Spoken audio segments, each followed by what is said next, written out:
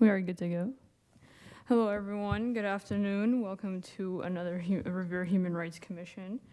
It is currently now 5:19. We're located in the City Council chambers. I would like to call the meeting to order. From here, I would like to move on to roll call of the commissioners are here today. Vice Chair Husseini is here. Commissioner Karu Pitch. Here. Commissioner Shayla Johnson. Here. Commissioner Albert Pecci. Here. Tecci, sorry. All right. It has come to our knowledge that Dr. Garcia and Vice Chair Irby Jean-Baptiste will not join us for today's meeting. Moving on to our next agenda item is going to be reading the mission statement. So whenever everyone is ready.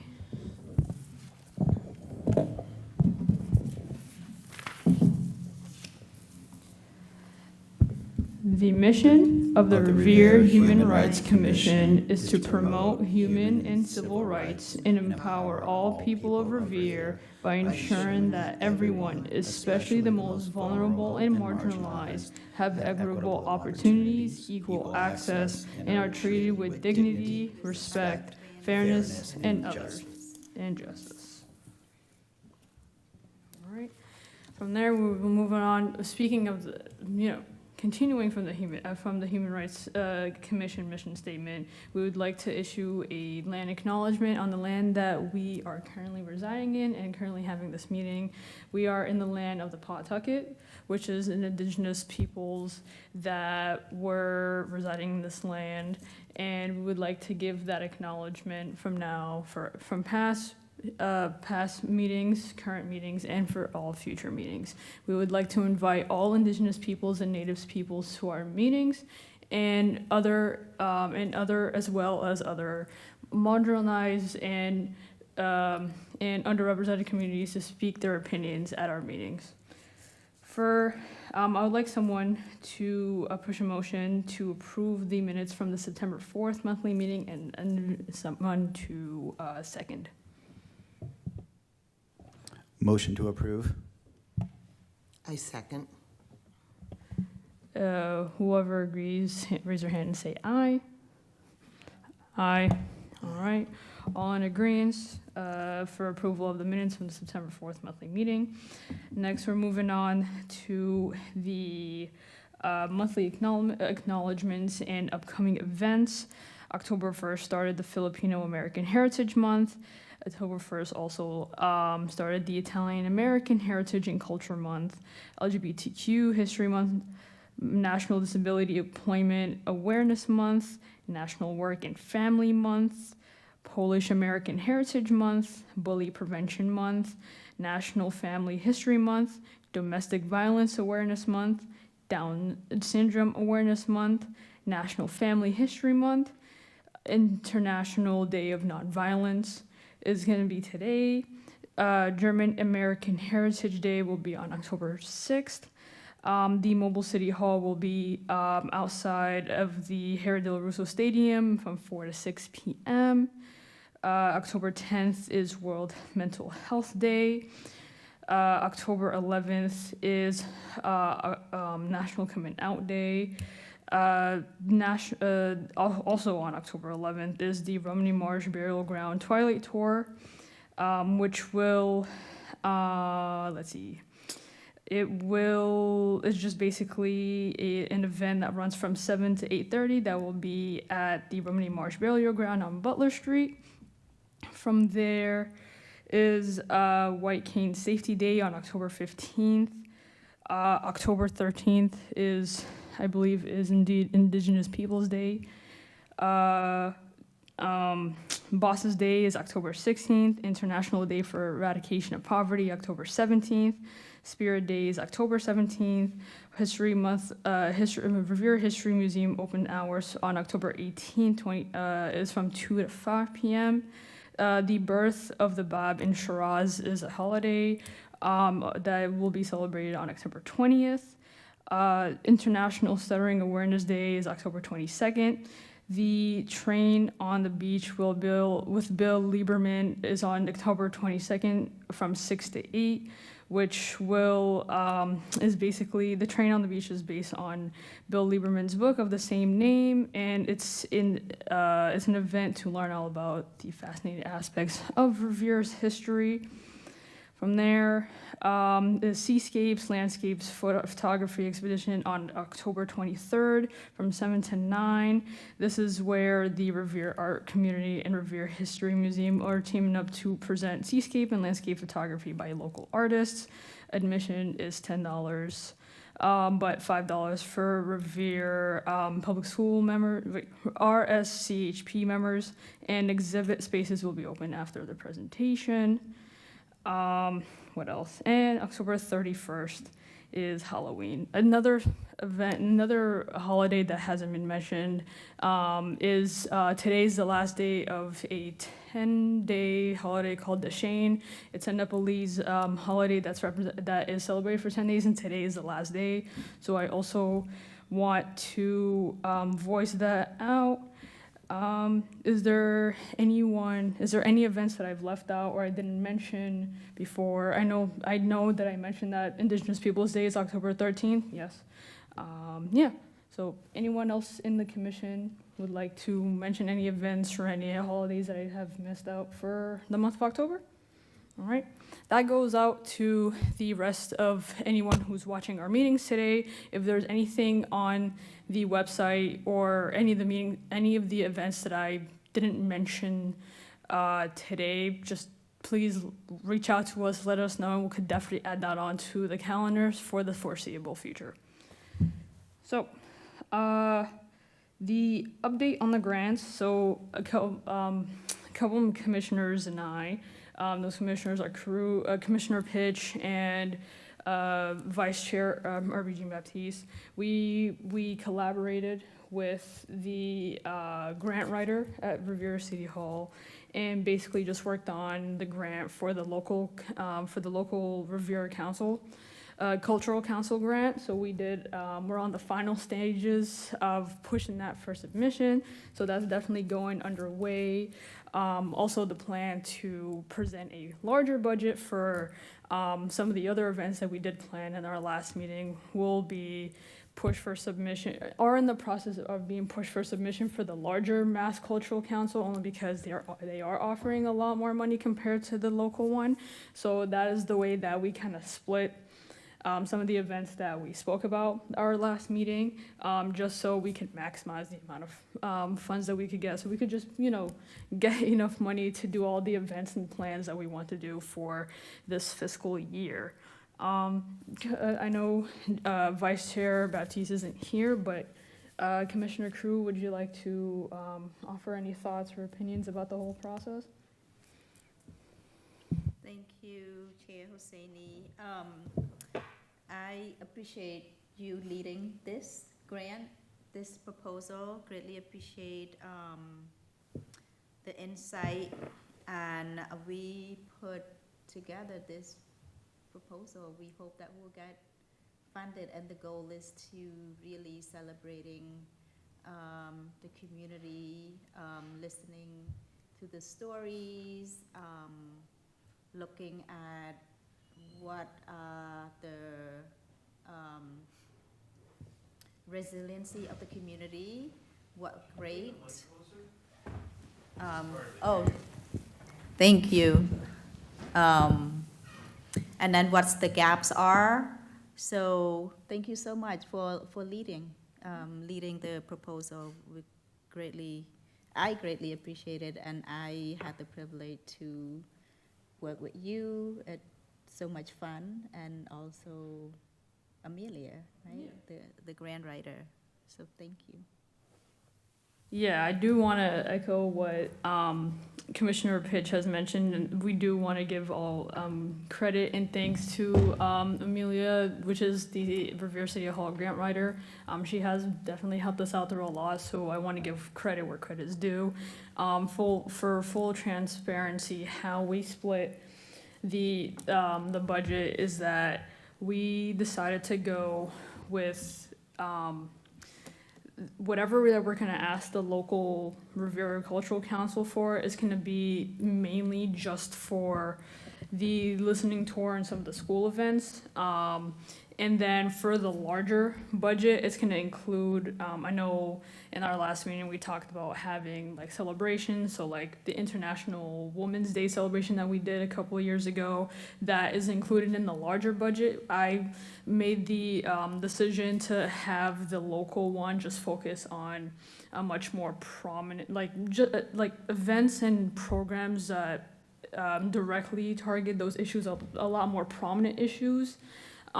Just like the listening tour, having those conversations at the school and things like that. And then when it comes to the larger grant, that's when I decided, I was like, you know, that's the opportunity to focus on. Let's do celebrations. Let's let's take the budget that we asked for on the local council, the local cultural council, and just I guess like maximize it even more. So rather than if the local cultural council only, you know, allows us funding for 2 or 3 grants, the mass one, I propose for it to cover 6 or 7 grants. So it's one of those things where it's just, that's like the decision I made, just so we're just like, okay, let's just focus on really important things first for the local one, and then for the larger mass cultural one, we could have a lot more freedom and more leeway since they're providing more money to do all the extra fun things and just celebrations that we want to do for the city. So this is just like for full transparency so that you guys know exactly what's going on.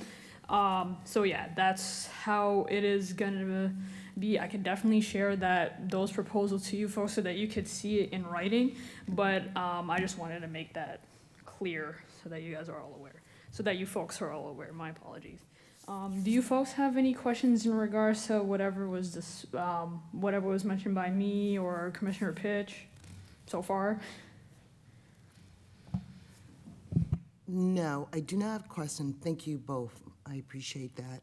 But I do have a question. On Tuesday, when the mayor had his celebration, I was able to speak with a couple other people on other commission. Are we talking or going to discuss collaborating with other commissions and pull our money together to do things together? Is that an idea that's ever been floated around? Excellent question, Commissioner Johnson. Yes, it has something that has been brought up before by former Commissioner Attorney McGee, where she was having discussions with the Cambridge Human Rights Commission. So I think having that discussion, we could definitely have the discussion now. Towards the end, when we have an open forum, we could definitely spend more time. If there's extra time given, since it isn't a part of the agenda to talk about it, but yes, it has been brought up, and I personally would like to move forward with it, especially since based off the resources and based off the things that Attorney McGee has mentioned about the Cambridge Human Rights Commission, they seem like a very excellent source, especially for how we're gonna grow, how we can grow and build our brand within the city.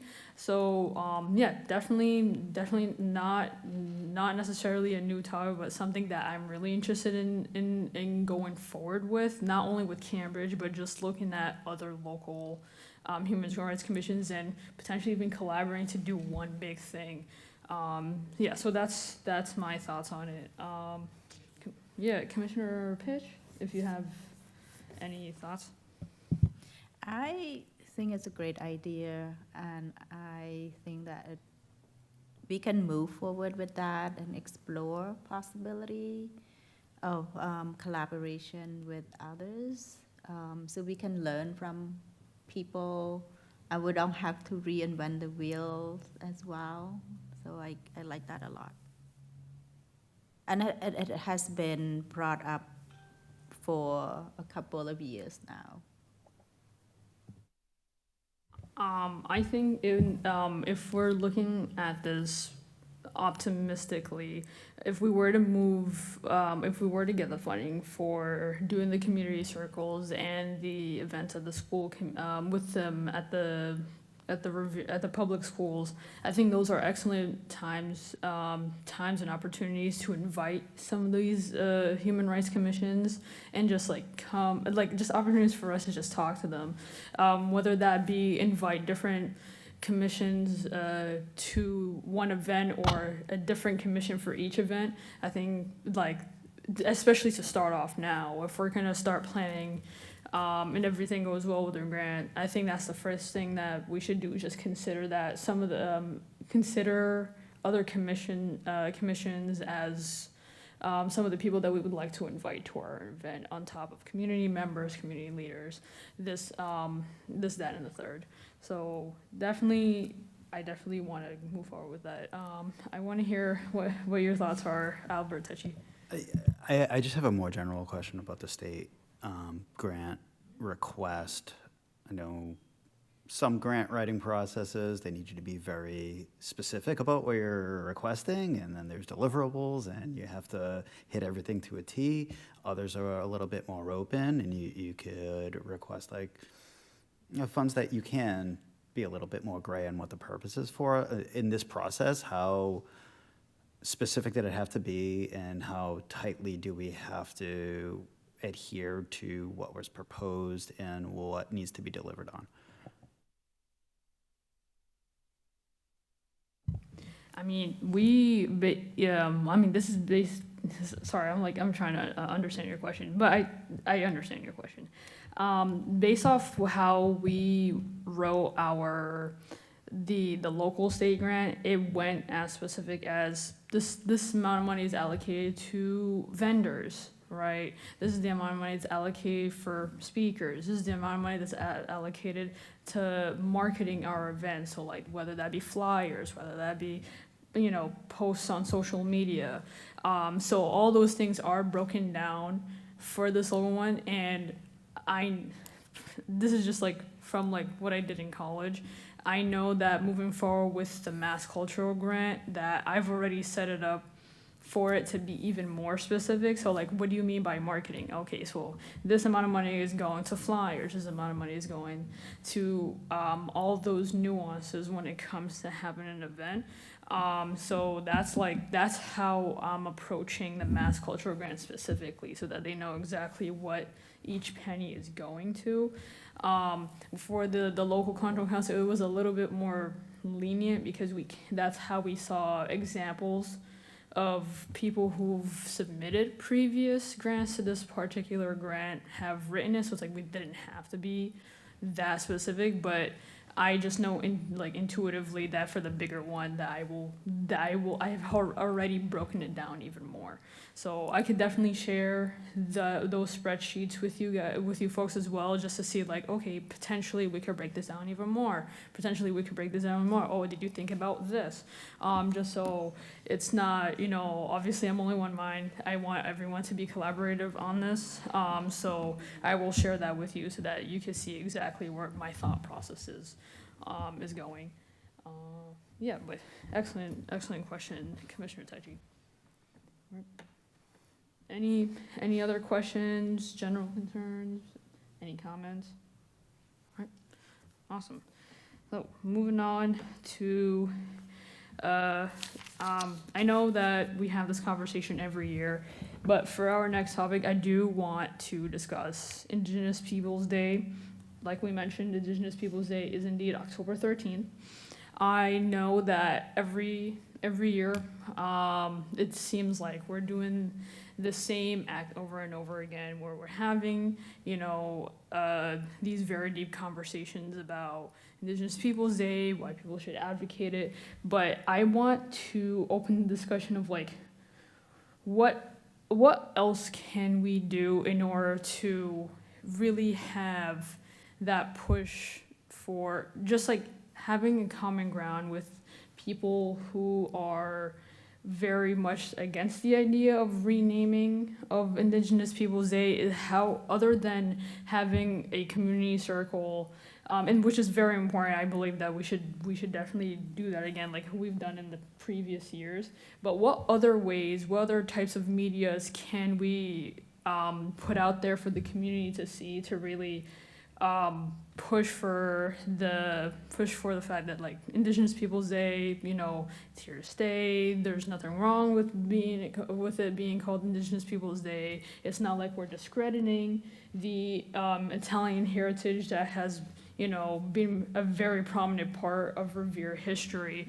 That it's not like we're erasing the Italian heritage that's made up. The prominent heritage that's made up of most of Revere's history. So what other ways can we go forward in creating those conversations that we haven't already exhausted before?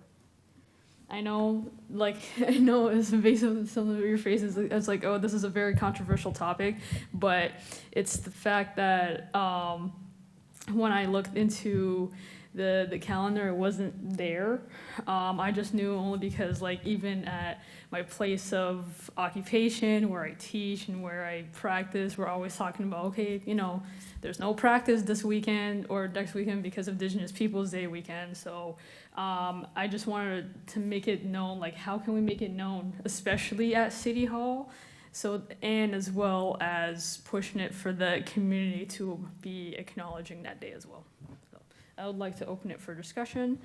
Whoever would like to go first. Go ahead, Commissioner Johnson. Instead of, as you said, we're not trying to erase a culture, but why don't we collaborate? We cannot erase, because as long as I lived here, it's always been that day of celebration, that weekend. Why don't we just combine? And it has to be a common ground. I think that'll be fair to everyone and respectful to the city. We just can't just say, no, we're not going to do that. So let's collaborate. Let's find a common ground and get that out. I don't know if that works for everyone else. I'm open to it. I know I understand it's a very difficult, hard subject. I'm always my personal feelings, but as a larger group, we must respect other people, and it's only fair. That's my thought. Thank you very much, Commissioner Johnson. Commissioner Pitch? I would like to have a deeper conversation around that. It's not, I like the idea of collaboration, and I also don't want to feed the purpose, and there's a history to it, right? And we're looking at a deeper history of the celebration. And I would love to invite the community to, I know we've been having this conversation for a while, and then Chair Hosseini, you have asked, what do we need to do? And I think with the learning and listening tour we're doing, I think I would love to take the opportunity to gather information from people as well. To have a conversation with the community, what it means for them, and what it means for others as well, so that we have an informed decision for our city. And yet, I still feel strongly that we should push for it, for the People Indigenous Day, based on the history of America, basically. And I know that we have fellows Italian in the community really standing with us, beside us, supporting the process. And then also people in the nation also been having this conversation as well. So I also want to do it right by the community. I would love to have more conversation, and not only just with us as commissioners, and with the community as a whole. Thank you, Commissioner Pitch. Oops, sorry. So I'm in the same thought process as everyone, but I do want to give, if you want, Commissioner Teshi an opportunity to speak before because I've already spoken already, to speak your opinions on how you feel about having those conversations with the community. I think that's where it starts. Trying to be thoughtful in my words here. I know the history of Revere is, over the last 40 years, 50 years, has been very connected to an Italian-American identity, and that has been very important to the city. Previous to that, Revere was a Jewish community. Previous to that, it was other cultural groups. Things change over time, and cities change over time, countries change over time, and who has, I don't want to say ownership, but who is using the land at the time changes over time, and that comes with cultural norms and celebrations and differences. And I think when we also know the history of Columbus Day and how it came about, I think educating ourselves is pretty important in understanding that. Previous to the 1970s, it wasn't even a holiday. It wasn't even anything that was celebrated. It was created so Italians can have their identity holiday, like the Irish community had St. Patrick's Day, which I appreciate. I think we should be celebrating everyone's heritage and celebrate in ways that is connected to their identity. And so in the 1970s, you had a groundswell in New York City of fundraising to have these parades and celebrations, and it kind of spread around the country as people had pride in their Italian heritage. I think as we listen to the community and adapt what celebrations and what ways of witnessing what the day means is adapted, we just got to give it time and nurture it and celebrate it and let the course of time do what it does. And that's just adapt to the realities of our world and how we're changing. Because 50 years ago, if we were sitting here, whoever was in charge would be pretty upset about celebrating Italian heritage. And I think we gotta just recognize that and know that if we are respecting people and listening to the ways that they want to be respected, and we can help nurture whatever we can to celebrate these days over time and with attention, it'll be adapted and accepted. Thank you, Commissioner Tucci. I think, like I mentioned before, I'm in the same headspace with how I feel about approaching this conversation, only because, like I mentioned, Italians are, the Italian families that make up Revere are a prominent part of Revere's history, but more so a prominent part of America's history. And I just want, whenever it gets to the point where we actually have a sit-down, legitimate conversation with the community, that I encourage people who are very much for Columbus Day, who are not really supporting the idea of Indigenous Peoples Day, to really come to those meetings, only because I feel like I want to hear their story. I want to hear the reasons why they want to keep that day. I do remember when we had an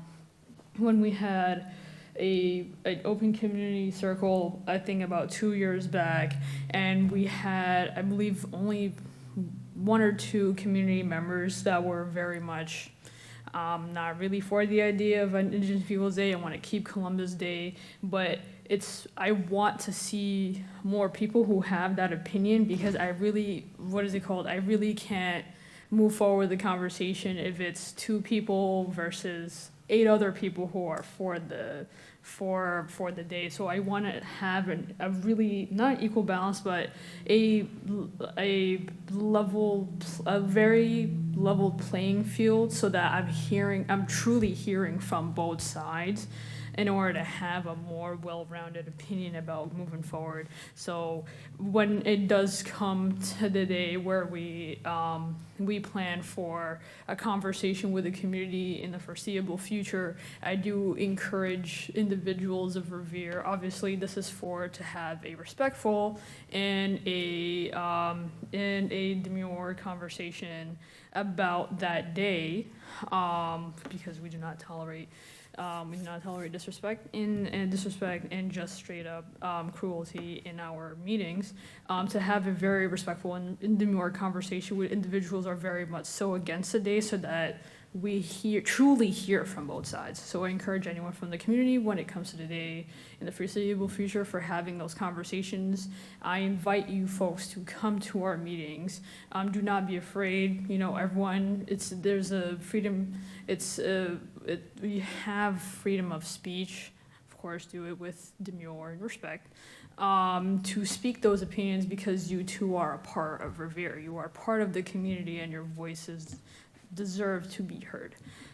So that's how, I guess, moving forward, just utilizing the listening tours to have those very, very controversial topics and discussions would definitely be one way. But you folks think some other sorts of media that we can move forward while we plan up to those events and circles that we could do in the meantime, to truly get the opinions of the community, like utilizing social media, doing polls, opinion polls, just seeing what people can say on the internet. I know that a lot of older folks, they do use Facebook, so why not use Facebook to drive these conversations, or drive these polls, or just overall any use of social media? How do you folks feel about that?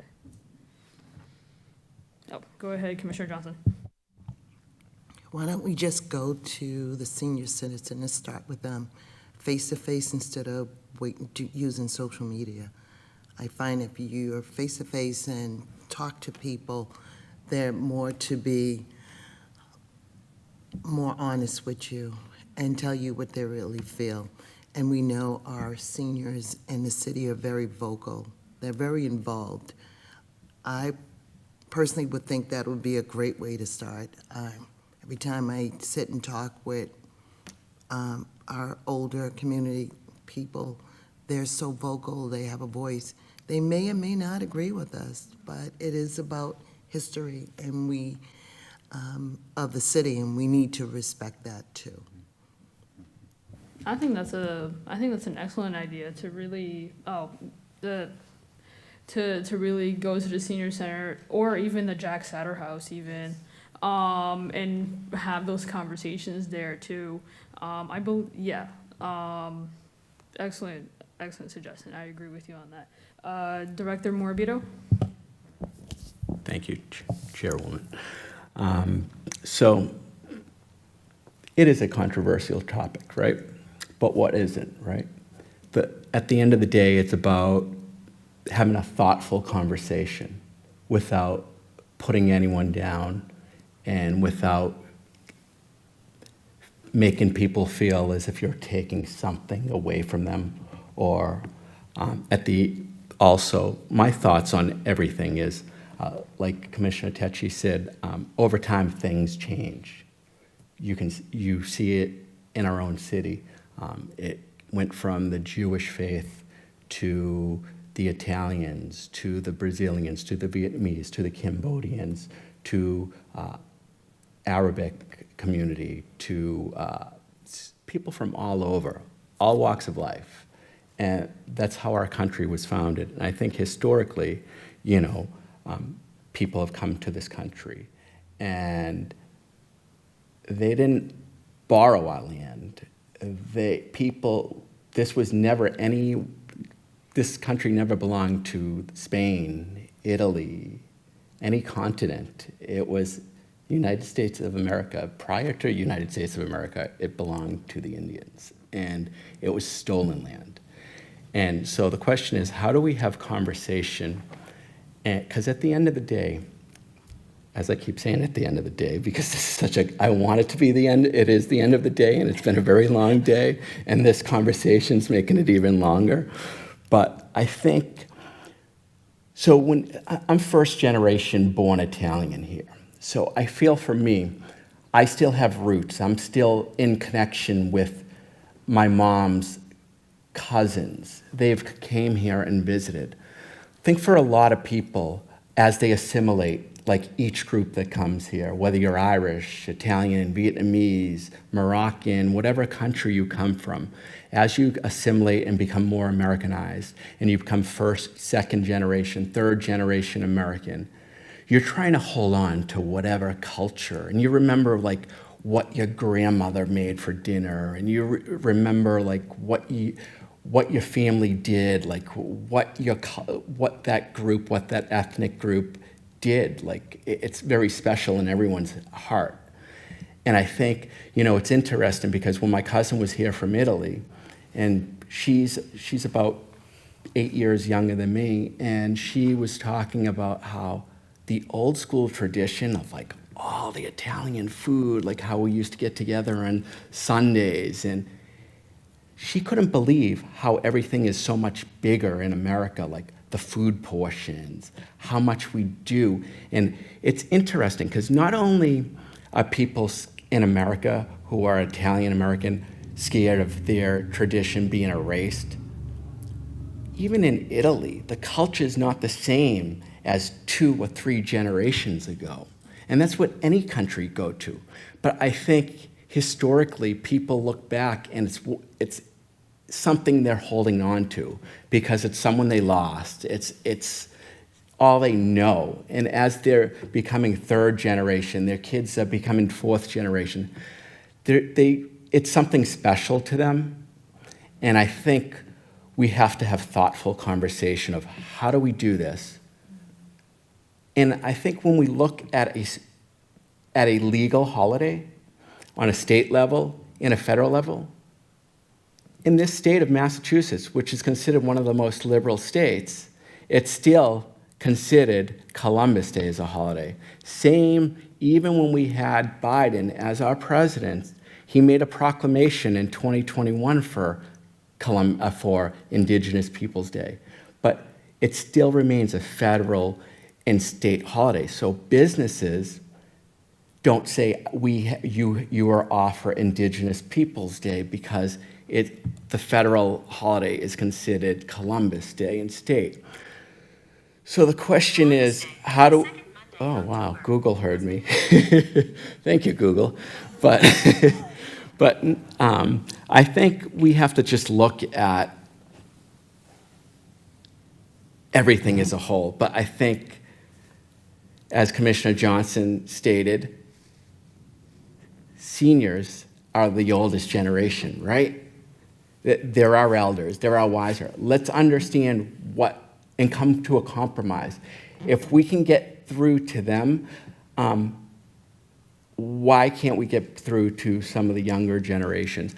So yesterday, Commissioner Johnson spoke of Mayor Keefe's appreciation of all the board members in the city of Revere and how we all attended. And there was some members of this Elder Affairs here, and they came up to my assistant and I, and they said, "Oh, we didn't know about the Hispanic Heritage Month. Oh, when is we love the Asian Pacific Islander Month event that you had."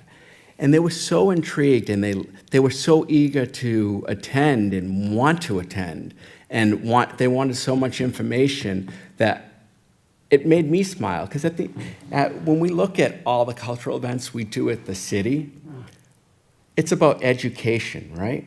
It's about why can't we all have a special culture that to us? Why can't you and I share each other's culture, learn from one another, share each other's food, share each other's stories? And that's what it is. So I think let's go around, go to the senior center, but let's not shy away from who we are as a commission.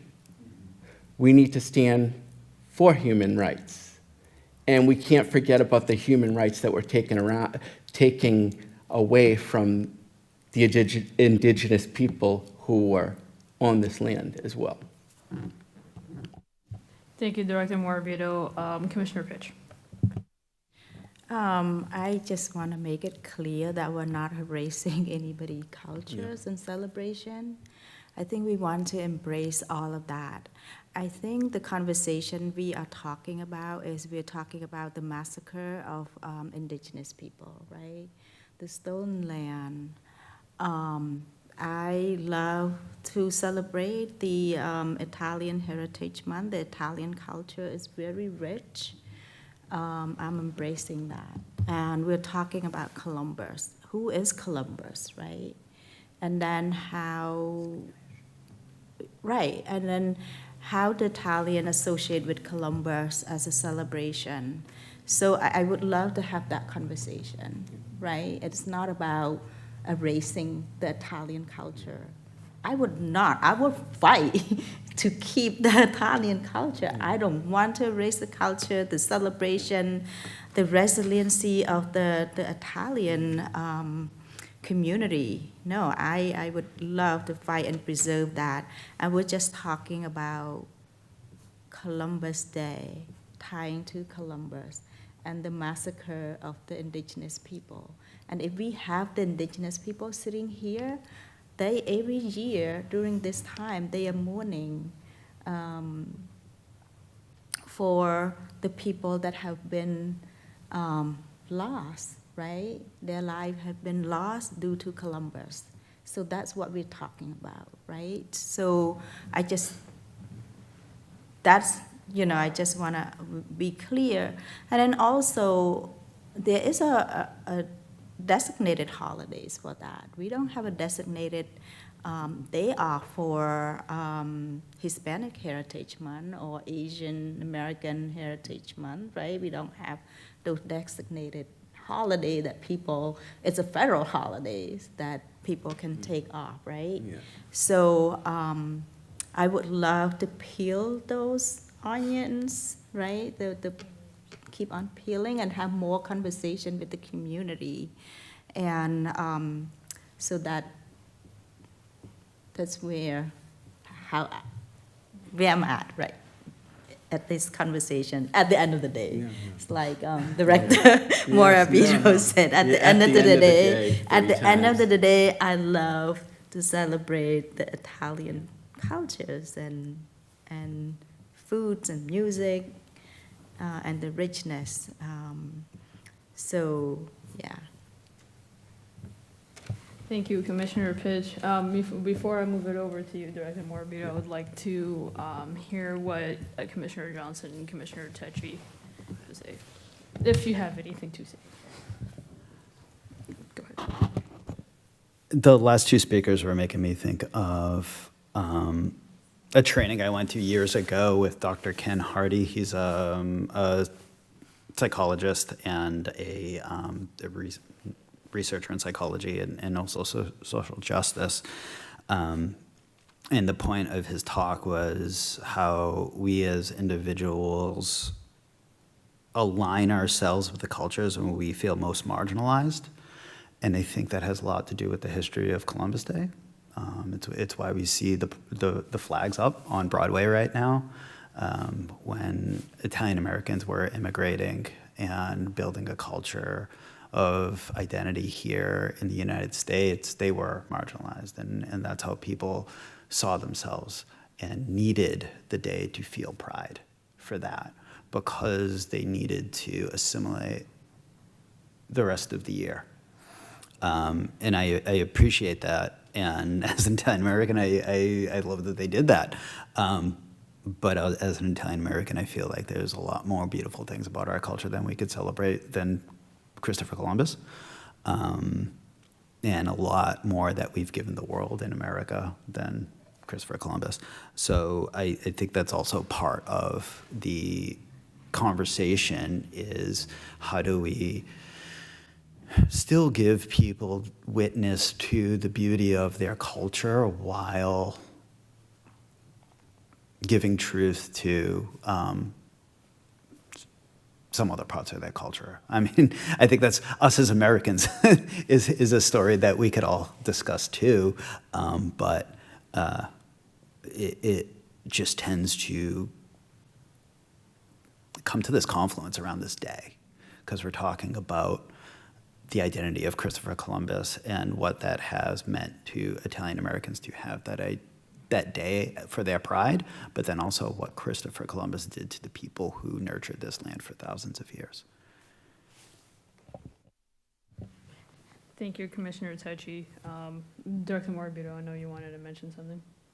Yeah, so I was going to actually tie in the Italian culture with Christopher Columbus, but thank you for doing that for me. Google kind of took me by surprise when on Commissioner Pitch's phone, all of a sudden, Google was telling me the whole history of Columbus and how he was Spanish and how when they dug up his bones and DNA, they noticed that he came from the origin of Spain, and basically how they thought he kept that a secret because back in the day he didn't want to be persecuted. But I just thought was thrown back by that. Google giving me a lesson on Christopher Columbus. So I was going to tie in the Italian culture with Christopher Columbus. So thank you, Commissioner Tecci. I think one point that Commissioner Tecci also mentioned, pointed to, was that day, I could see why so many Italian Americans across the country really are opposing that day, especially since since it was considered Indigenous Peoples' Day, we're acknowledging the fact that thousands, even millions of Indigenous people died at the hands of Christopher Columbus. But I also do see the argument that many Italian Americans make that is a very, very valid argument, is how can that a day which was Christopher Columbus back in the 1890s, 1880s, a massacre of which is deemed the Columbus Day Massacre of 11 Sicilian individuals down in Louisiana who died because of cultural persecution of Italians at the time. So I guess when it comes to having these thoughtful conversations of why this day should be celebrated, also comes with the clash of if we're going to talk about cultural and religious persecution of Indigenous peoples, how come we don't acknowledge, or isn't typically acknowledged, because not a lot of people really know about that day. I'll be quite frank, I didn't know about that day till around the first couple of conversations we've had about Italian heritage 4 or 5 years ago. So even within the history books, we don't talk about the massacre of these 11 of this group of Italian Sicilian individuals who died on that day. So even acknowledging that, I feel like I do want to remember that day. I do want to remember the lives that were lost at the hands of cultural persecution that happened on that day. So I feel like I see why there is so much pushback against that day. And it's a very, very valid pushback. How can we create a day that celebrates, that tends to celebrate or really focus on celebrating Italian lives and Italian families that established themselves in the United States, and honoring the people who died on the Columbus Day Massacre. But at the same time, how can we also have a day that acknowledges the persecution of Indigenous peoples at the amounts of millions out of one individual who isn't even considered Italian. So I think I want to make that a point, especially in this point of time, that as a representation of the Human Rights Commission, I do want to acknowledge the lives that of the Sicilian individuals who died on that day. Those lives are, as humans, are just important as any other people who have died at the hands of cultural persecution. So I do want to give space for that, especially since I feel like not even a lot of Revere residents know about that day. And I could even go as far to say that even some newer generation Italian individuals don't even know about that day because it's been so long. It's at least 100 or 120 years ago that this massacre happened. And as much as we don't talk about, as much as the persecution of indigenous peoples isn't really talked about in our history books, even the persecution of Italians at that time wasn't really even talked about as well. So both should be represented in our history books. If we're out here, if as a liberal state, we're just like rather as someone, as a commission who really fights for the representation and just the full transparency of history. Our history books should mention the persecution of everyone, no matter what culture they are. And I feel like it is kind of embarrassing that even in academia, when we're talking about world history in college, that even world history, even the United States history, and that even isn't even brought up at higher levels of education, is, especially in the state of Massachusetts, is quite embarrassing, quite frankly. So I think having those conversations, especially at a state and federal level, which I feel like even as a commission we can have. I mean, I don't see a reason why we shouldn't. You know, why is it that it took one Google search to learn about this massacre, but not something that I was taught as a kid, right? I feel like in order to raise the next generation of very much, logical and stoic individuals, they should know about everything that's gone in our history to know exactly this is what our history is like so that those things don't happen again. So that's like, I'm glad that I know we're looking at the time. I do want to continue this conversation as we move forward, especially with November being Indigenous Peoples Month, to really have that conversation too, and the importance of acknowledging all of these different things that happen in our history, because at the end of the day, it happened. No one can deny that it didn't, and I believe that those who do deny are the ones who are truly blind of the heart, and blind of the mind and blind of the soul. So yes, does anyone have any other opinions or anything else that they want before we move on to our last topic of the day? Right. Thank you. Our last topic of the day is student involvement with the Human Rights Commission. Before starting off the new fiscal year, we had an individual from Revere Public High School. I believe he's currently a sophomore now.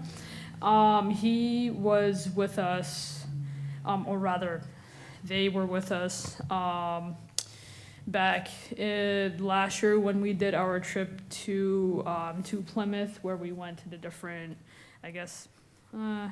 Basically it was a field trip, but we invited some students, and one student came along with us. That same student also expressed their interest in trying to join the Human Rights Commission, but since they were under age of 18, they really can't join our commission until they're of adult age. So I wanted to ask, is there any way that we could find pathways for students to be directly involved with us?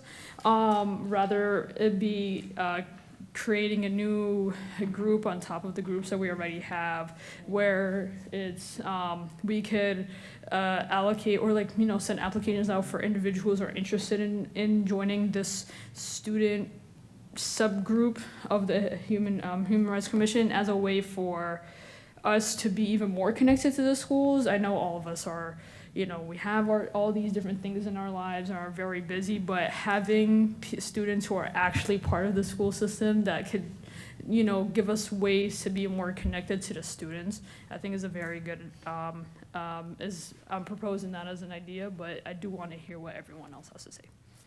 Well, whoever would like to go. I love that idea. I feel like their voice is more important than ours. They're gonna be the ones that have to live in this world that we leave behind. And so they should be heard. We're already on our way out. They have much more time here in this city than we do, hopefully. I would love if Commissioner Garcia was here, so I could ask him about what they already have there at Revere High. So do they have a Human Rights Commission there? Do they have cultural councils? I'm seeing shakes of the head no, so I'm guessing not. But also, is there a Gay Straight Alliance or anything where we could connect to certain parts of the community, invite their presidents of different groups to just sit in on the meetings and come here? They don't have to participate as voting members, but anyone could sit, right? Being underage doesn't mean they can't sit and they can't come to the podium and have their voices heard. If there's a way that we could connect with those groups that have already been created and already being led by students, this gives them voice on a larger level than just the changes that they're making within their schools, but then they're able to have a voice within their larger city community. Thank you, Commissioner Techi. Commissioner Johnson? Is it possible for us to have once a quarter? It's been couple of years since high school for me.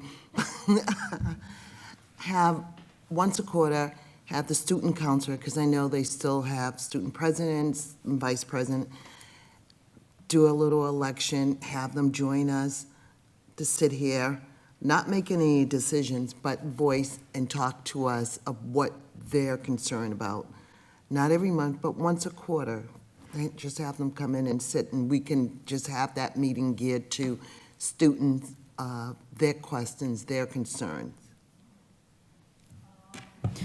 Director Morabito, is there any way that we could create if we were to move forward with Commissioner Johnson's idea of having just a once a quarter, once in a while type meeting with some of the student leaders at the different public schools, if we can have like a Zoom call that is broadcasted to the public and have that every couple of months, can we do that on top of the the monthly Human Rights Commission, or is there some sort of conflict?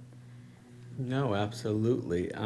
So I think even if the bylaws don't list youth seats for the Human Rights Commission, you guys can create a liaison role to ensure like youth perspective is heard. Also, we could technically see if one of the civic teachers in the high school would want to create an HRC advisory board where the students can brainstorm a campaign and come up to us and give us some kind of briefing on what the students feel is important to them, whether it's bullying or mental health, or they can bring back their recommendation to us as well. For the proposed youth liaison, can it be a student? And can it be more than one? Because I believe one it's not going to be really representative, at least like two. So I think, so we have a 2-hour meeting, right? So for instance, if we had a youth liaison on the council, they would be a non-voting member. Mm-hmm. So we have until 7 p.m. tonight. This meeting's probably gonna go until 7 p.m. We're already at 6:30.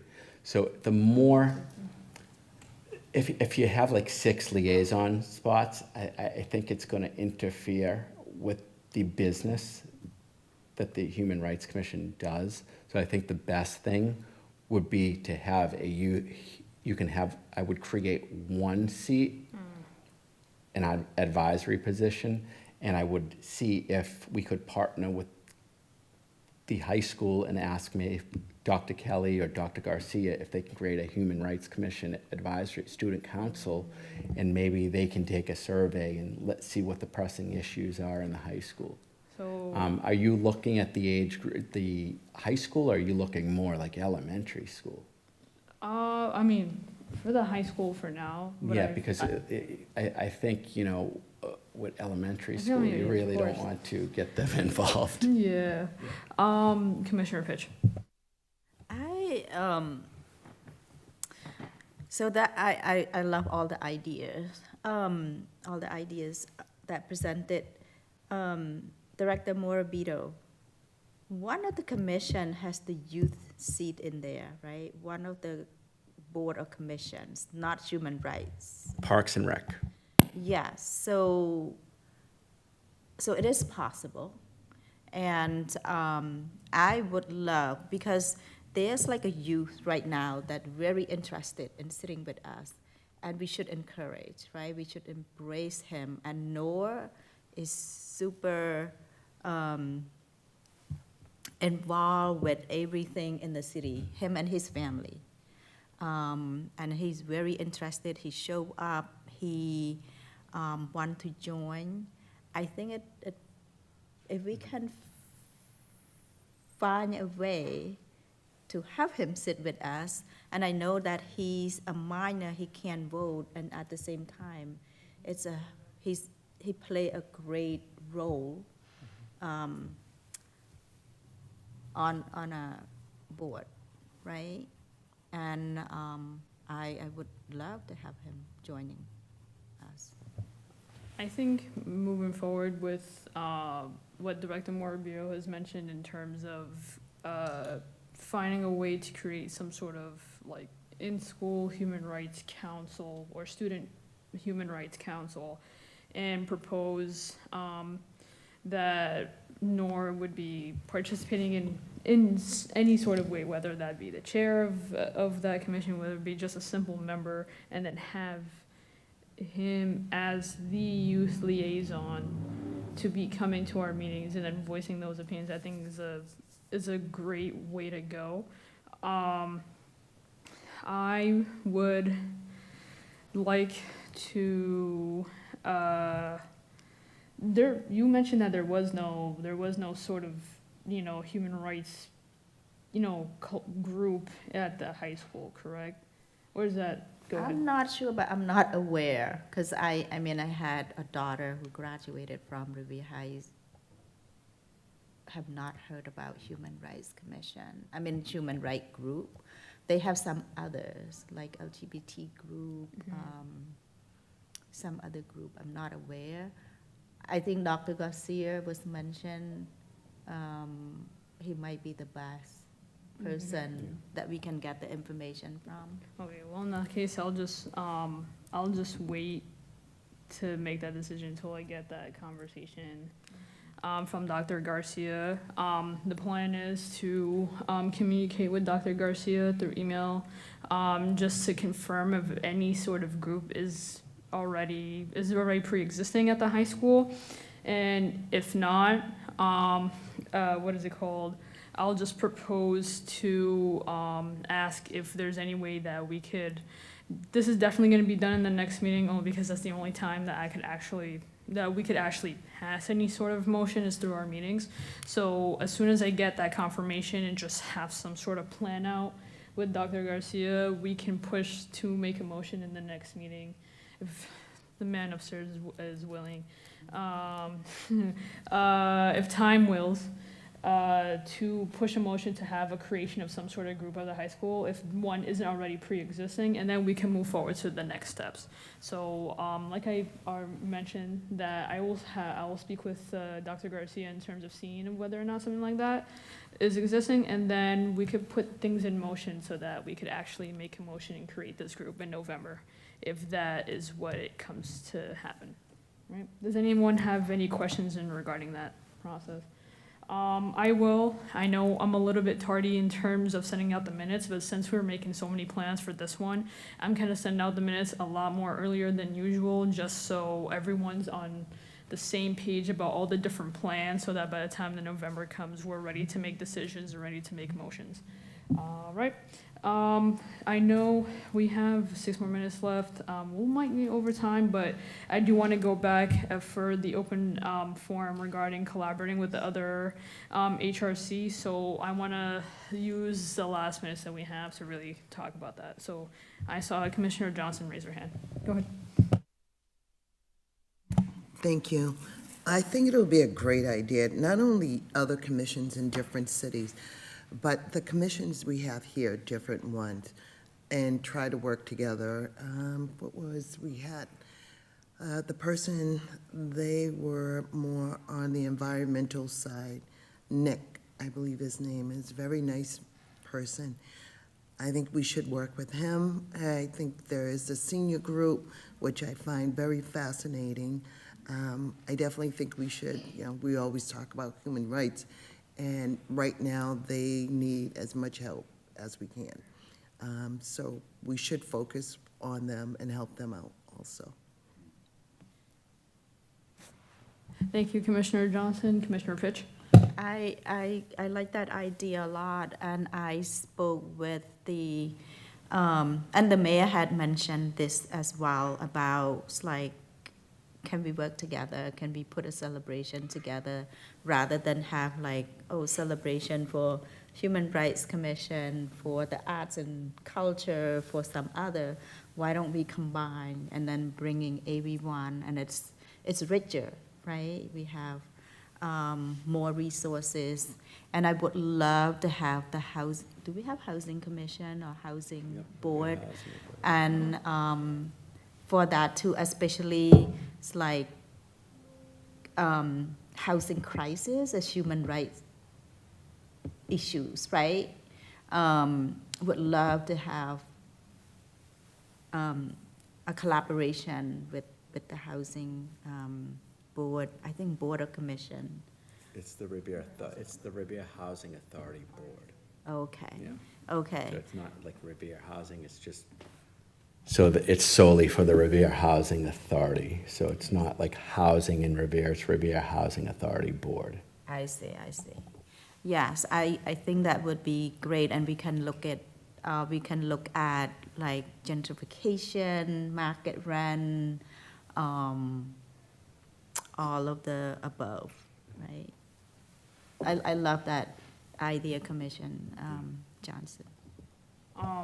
I think utilizing those tabling events that we're talking about, that are part of the grants that we're talking about in the September meeting, are on top of inviting other organizations to table. I think that's also great opportunities to invite different commissions that are pre-existing in Revere to also come and speak and really just showcase the things that they've done, or provide resources to the community on a lot more personal level.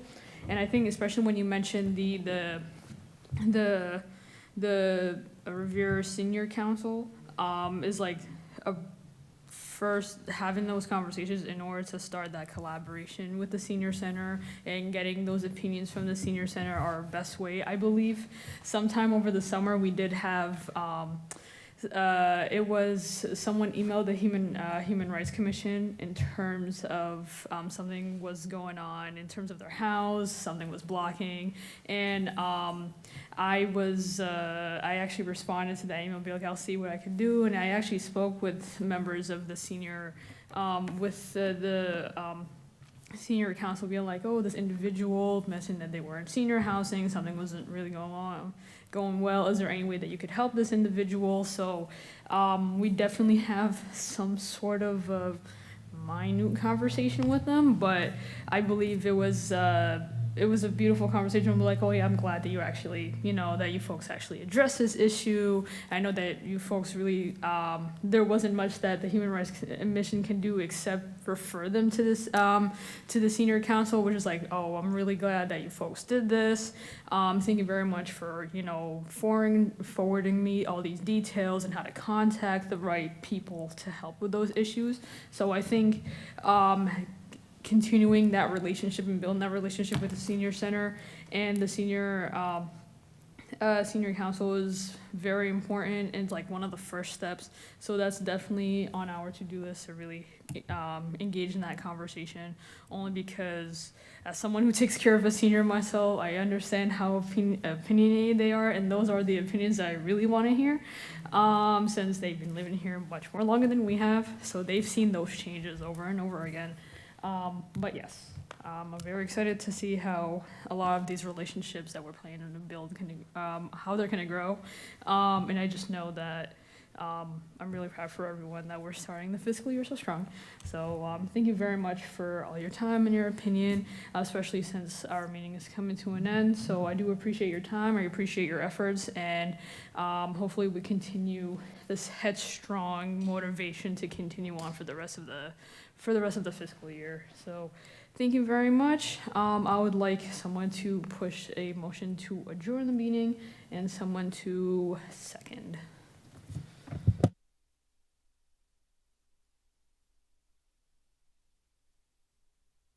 Motion to adjourn? Second.